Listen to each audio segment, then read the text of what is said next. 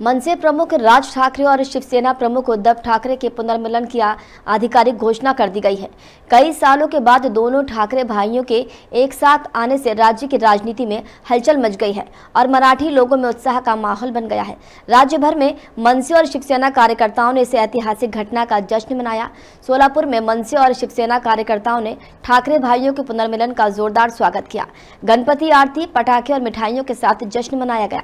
इस अवसर पर कार्यकर्ताओं ने ये भावना व्यक्त की कि दो भाइयों का एक साथ आना मराठी लोगों की एकता का वज्रपात है।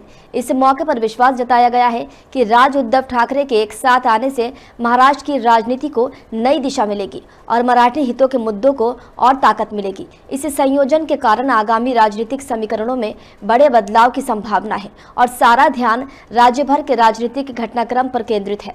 सोलापुर में खुशी ने इस निर्णय के महत्व को उजागर किया और ठाकरे बंधुओं की एकजुटता ने कार्यकर्ताओं में नई भावना का संचार किया है।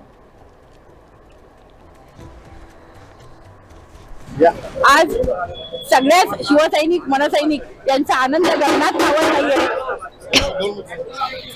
शिवसैनिक आणि मनसैनिकांसाठी आज हा विजयाचा दिवस आहे आणि येणाऱ्या भविष्याच्या विजयाची ती नांदी आहे।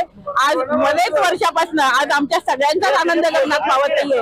बरेच वर्षापासून आमची इच्छा होती की दोन्ही बंधू एकत्र यावे आणि आज संपूर्ण सोलापूर महाराष्ट्र काय म्हणजे आज मुंबई आमच्या हक्काची नाही कुणाच्या बापाची हे जे आम्ही स्लोगन देत होतो तर परत आता एकदा मुंबई ठाकरेंचीच हे येणाऱ्या भविष्यामध्ये दिसून येईल आणि नुसती मुंबईच नाही तर अख्खा महाराष्ट्र आज ठाकरेंचाच आहे हे सुद्धा येणाऱ्या काळामध्ये कळेल। संपूर्ण जनतेची सेवा करण्यासाठी आज हे दोन्ही बंधू एकत्र आलेले आहेत। आज महाराष्ट्र नवनिर्माण आणि शिवसेनेची युती आदरणीय राजसाहेब ठाकरे आणि उद्धवसाहेब ठाकरे यांनी जाहीर केलेले आहे। संपूर्ण महाराष्ट्रामध्ये प्रचंड आनंदाचा क्षण आहे। ज्या क्षणाची संपूर्ण महाराष्ट्र वाट बघत होता, आम्ही सगळे कार्यकर्ते वाट बघत होतो, तो क्षण आज आलेला आहे आणि निश्चितपणे या पुढे मराठी माणसांना दिवस खूप चांगले येणार आहेत।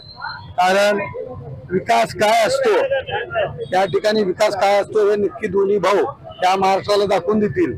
बाकीच्या पक्षासारखं जातीत भांडण लावणं, धर्मात भांडण लावणं, भावाभावात भांडण लावणं, विकास हा त्यांच्यापासून कोसो दूर गेलेला आहे। तो विकास निश्चितपणे या ठिकाणी शेतकऱ्यांना सुखी करण्यासाठी, कष्टकरी वर्गाला सुखी करण्यासाठी, शहरातील आमच्या माता भगिनी असतील, वडीलधारी मंडळी, कामगार लोक असतील,